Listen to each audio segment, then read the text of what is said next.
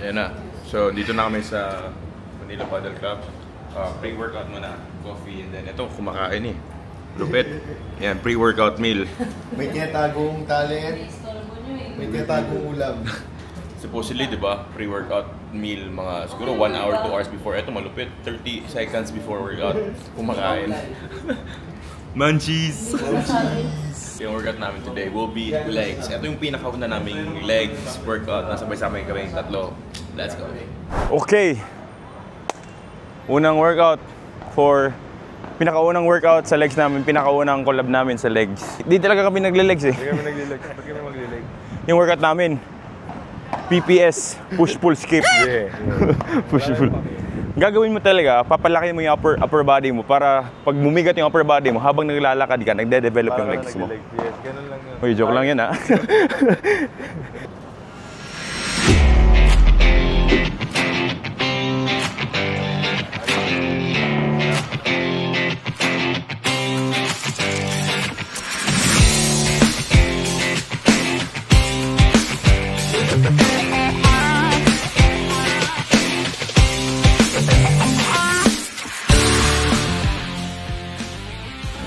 So, kung gusto mo talaga ma-maximize yung quad development mo, one thing you must know is that yung full knee flexion, kaya mo, once your hamstrings touch your calves, napakagandang knee flexion yan.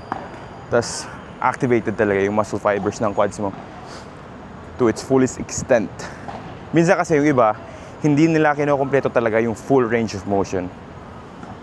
Yan. Sa lahat ng workouts talaga, hindi lang sa legs, kahit anong workouts, as much as possible, warm up talaga. Yung una ginagawa, kahit machine or free weight na bar, kahit yung walang weight na muna, parang ma-warm up yung joints mo, yung muscles mo. Yan. So mag-add tayo ng weight. Right.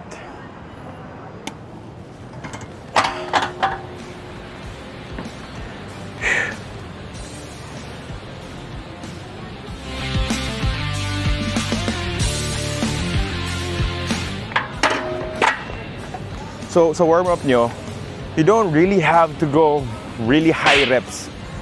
Goal mo lang talaga is to warm up your muscles. Don't build up too much fatigue.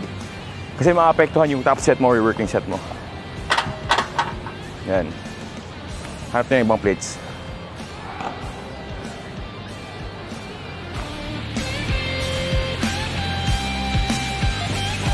Warm up pa rin tayo, warm up.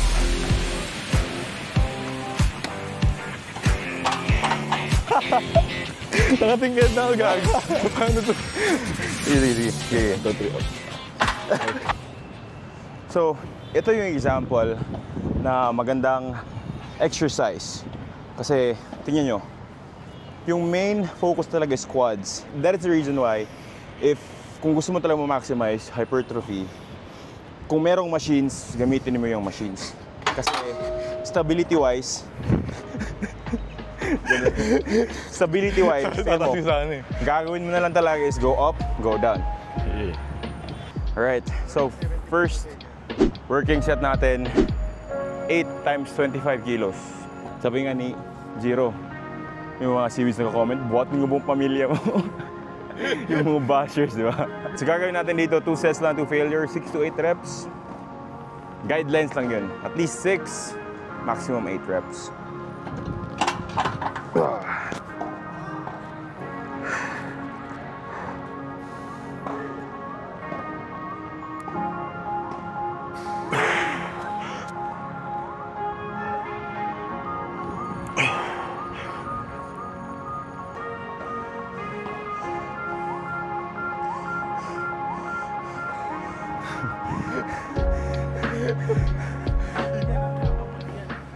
Wait lang. Para dumutin sa tayo.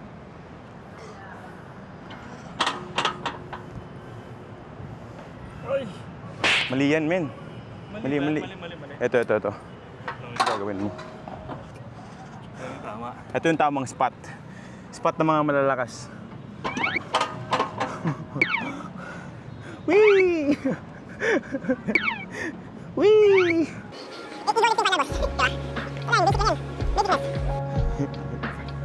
Let's go. Tama na ba yun? Tama na. Tama na. Good.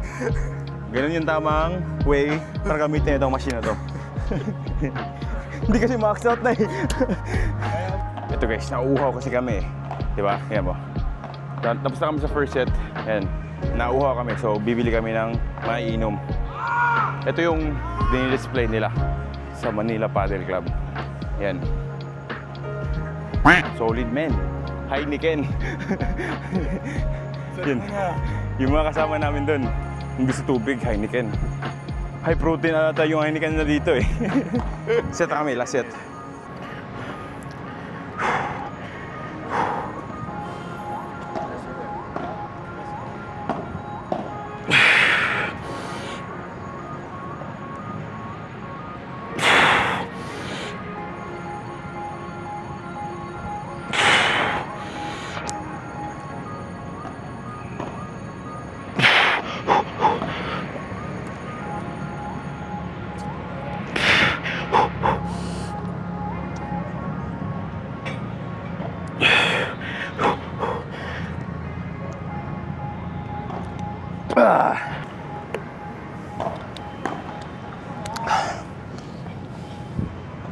Let's go.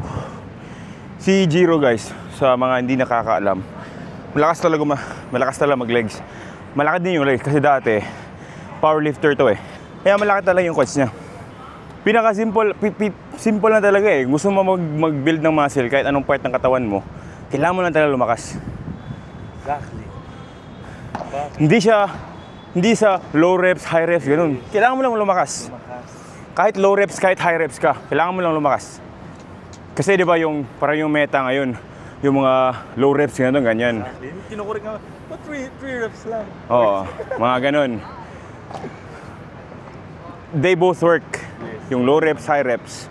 So long as nagpo-progressive overload ka talaga, yun yung pinaka-importante. Lalo kapag matagal ka na nagbubuhat kasi.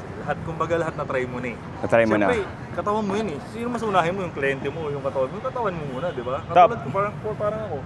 Bago ko i-apply sa mga kliyente ko, tinitignan ko muna sa katawan ko. Pero hindi ibig sabihin na porket gumana sa'yo, gagana rin sa mga kliyente mo. Kaya talagang sobrang grabe, debugging talaga gagawin mo. Ano yung mag-work sa kliyente mo or sa sarili mo. Sa sarili mo. Yun. Kasi may, parang sa workouts, di ba? Gawin mo, sundin mo kung saan ka nag-i-enjoy. Yes, totoo. Kasi kung di isa, ginaya na namin smart fit yan eh. Pag sinabing smart fit po, siya kilala sa, di ba ngayon, upper lower siya. Kung ako gagayahin ko din, idol ko yun eh. Pero syempre, kung hindi ka naman nag-enjoy. Enjoy, Diba? Ganun din. Yun siya nag-enjoy. Doon ako nag-enjoy. Ginagawa yung workout namin. Ganun lang yun. Ganun lang yun. Hindi pwedeng... Ano workout split mo? Bro split, di ba? Bro split. Pero tignan nyo yung katawan, may resulta. Kahit anong split yan, kahit mag-split pa kayo ng jowa mo, tignan mo. Sorry. Ano? Tumatago eh. Kahit mag-splitin mo. Kahit wala sa camera, tinatamaan. Hindi lahat ng split. Although may mga lumalabas naman mga studies na ganito yung optima, ganyan. At the end of the day, do what works for you and sundin mo yung program na mas nakaka-enjoy ka. Ganun lang, kasimple.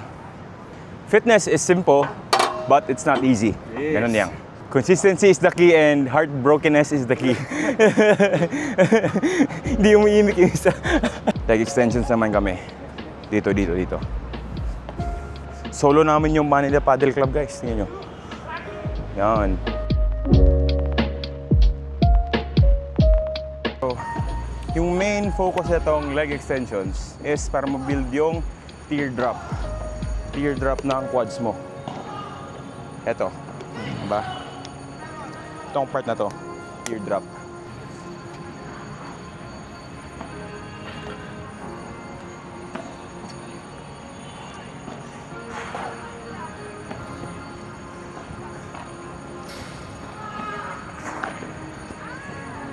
Gaan, man? Yan o?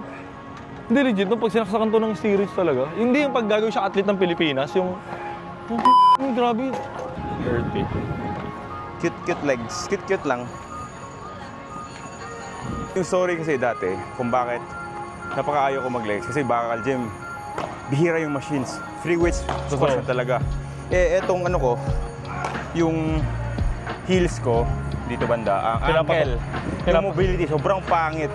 Kasi pag nisi-squat ako, since napaka-poor ng mobility ng ankles ko, Pwede ka pag nag-squat ako, hanggang dito lang. Pag nag-lower na ako, umaangat na siya. Okay. So, Parang tumiting ka yan. so pag nag-squat ako, hindi ako nag-enjoy sa squat. Kasi, since gumaganon ako, yung weight, unstable na siya. So, gumaganon-ganon na ako. Pwede siya sumubsob. Hindi, sumasakit yung quads ko. Yung lower back, yung sumasakit sa akin. At yung knees lahat. Which is, hindi nyo kailangan pilitin yun. Kailangan meron kayong sub-workout para doon. Dati wala akong coach eh. Totoo. So, sinusod ko yung program ng iba. Yes. Yung mga malalaki sa gym. So, nangyari, palagi ako nag-skip ng legs. Kasi, hindi legs yung sumasakit eh. Yung lower back. At sobrang, complicated. Ako talaga, ang weakness ko rin talaga dati, legs talaga. Legs. Talaga, kaya talagang sobrang focus ko sa legs. Dumarating ko sa point na 2 times ako nagli-leg sa every week. Every week. Oh, ganun. Every week talaga. 2 yung legs ko. Ganun siya. Tapos, maniwala ka dati na nung nag-dirty bulk ako, kaya ko mag-solo squat ng 450. Grabe. Pounds yun, pounds. Ilang reps? Pounds. Di, mabigat pa rin. 6 reps. Mabigat na yun. Ganun. Pero ang maganda doon sa namin, pinag-squatan namin, may stopper. Kaya hindi ka takot. Kaya pag na-fail ka, Oo, bibitaw mo lang. bihira kasi sa bakal gym yung may stopper. Usually talaga manual talaga. Kumbaga parang hanggang mamatay. Tinatawag na PR or ER. Totoo yun. Ganun siya. Kaya talagang The reason why maraming tao nag-skip ng legs, kasi iba yung hapdi ng legs. Yes, iba talaga yung pagod. May iba explanation yung yan, pakit, science-based explanation. Diba? Kasi, Coach, bakit nahihilo madalas sa legs? diba, ito.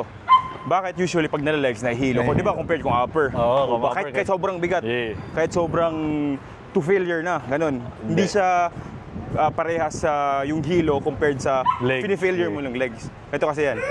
Yung quads kasi, napakalaking muscle group niyan.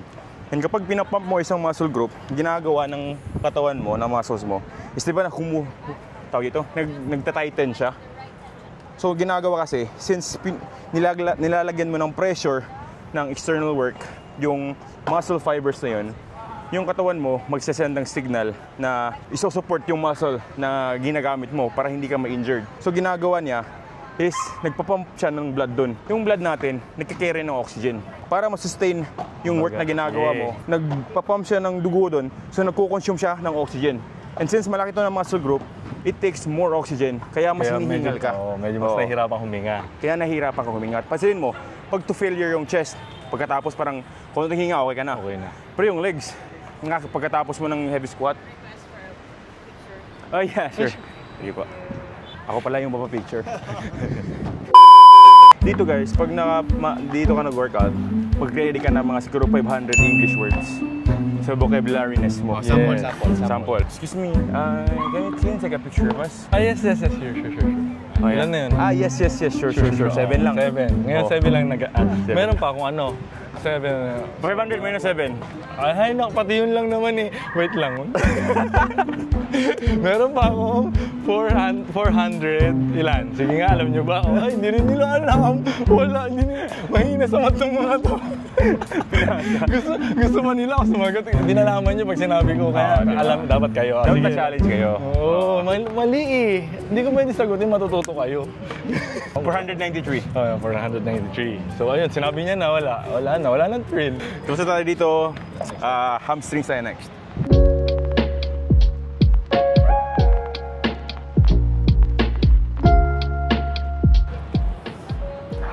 Tigan lang kayo eh. Habang na yung mukha niya parang nalabasan. Di ba? Parang ka nagpa-bicep eh. Nagba-bicep ng hamstring. Hamstring bicep. Dami nilang no?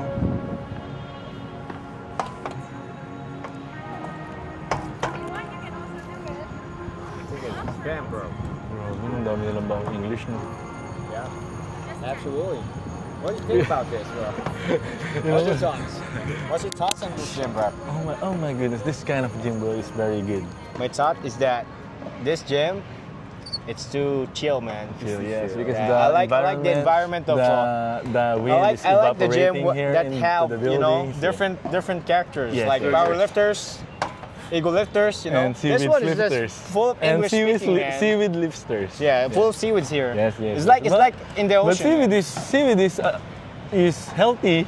yeah, So we healthy. need them into our environment. But I don't care about them seaweeds, Yes, man. me too. I don't care about You know? them. Yeah. It pisses me off. Why are you in the gym, See this man? kind of building, man. You're in the gym to train hard, not to Yeah. become a baby boy, yes, a baby girl, because if you're man. going to baby I'm boy, telling you, man. you are baby carrying. Baby carrying. 200 words.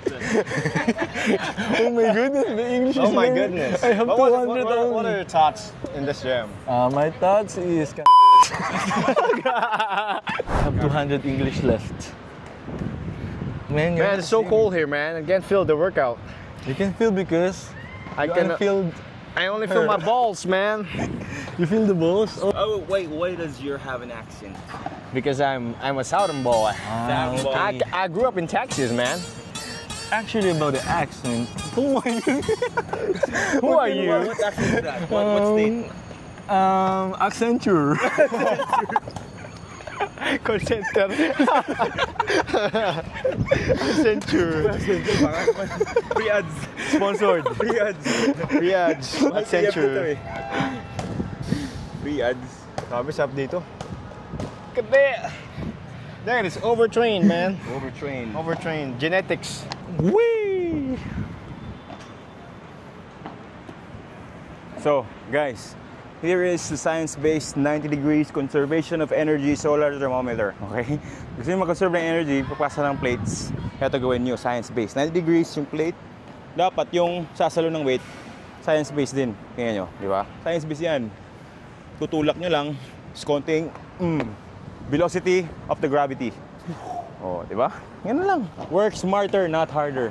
Yes. Easiest way to put the plates on the bar Yes. is to lick your fingers. Yes. Then shoot that. Make the hole wet. And see? Easy. Oh my God. Oh. Science-based. Sorry. Science-based, ego-based, then porn star.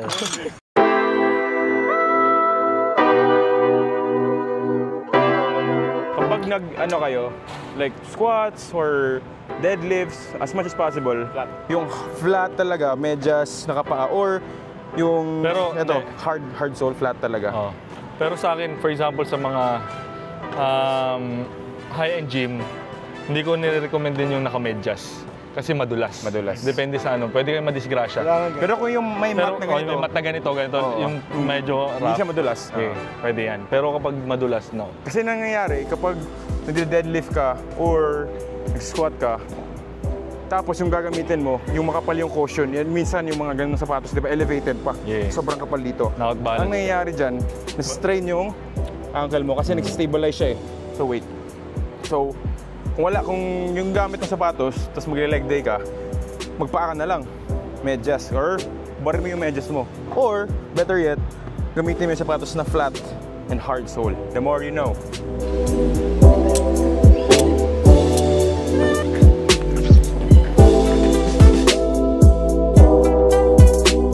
Oh, tips. Paano mo ilalagay na hindi ka mahirapan? For example, mabigat na.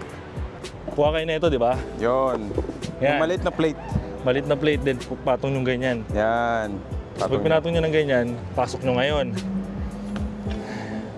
Pasok nyo. Pasok nyo ganyan. Tanggalin nyo yan. Buhatin nyo. Okay. Kapag ganyan yan, buhatin na. Buhatin nyo na. Magpatulong ka na. Ano bang silbi ng kasama mo? O yan na. Marami kasi yung tatanong, siguro yung mga workout split. Current workout split ko ngayon is, upper lower. Ganun, upper lower. I've been doing that for a couple of weeks, maybe a month na rin. Nag-enjoy din ako dun. Anong split mo, Kuya B? Bro split. Bro splitness, di ba? Because I love my bro. Hello? Jiro, anong workout split mo? Full body. Full body. How many times a week? 6. 6 times a week, twice a day? Twice a day.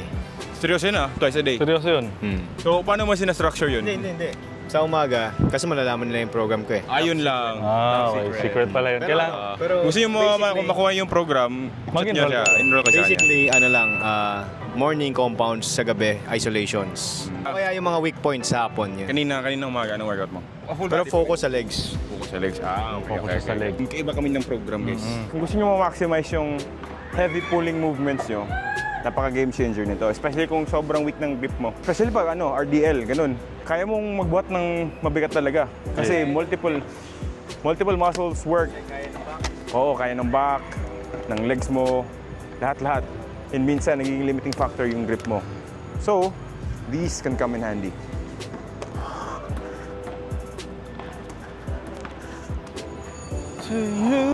Wow! Seaweedness! Bam! That's the partida, okay? Close deadlift. Deadlift challenge. Ayan, that's seaweeds. That's seaweeds nest, okay? Paano naman ang hindi seaweeds? Ganito. Let's go!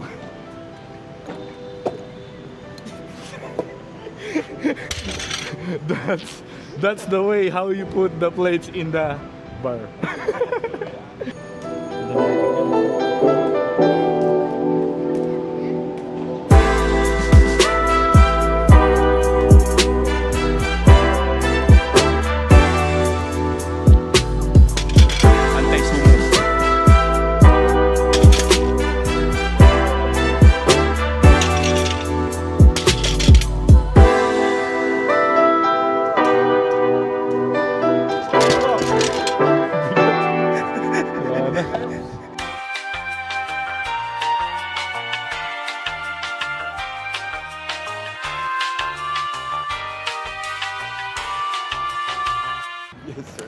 Wala ka. Kita yun. Delikado yung ano nila dito. Look at the difference, man. See? See the difference? 18%, 13%. Nagle-legs pero yung pineflex yung upper body. Upper body is the best. Stupid.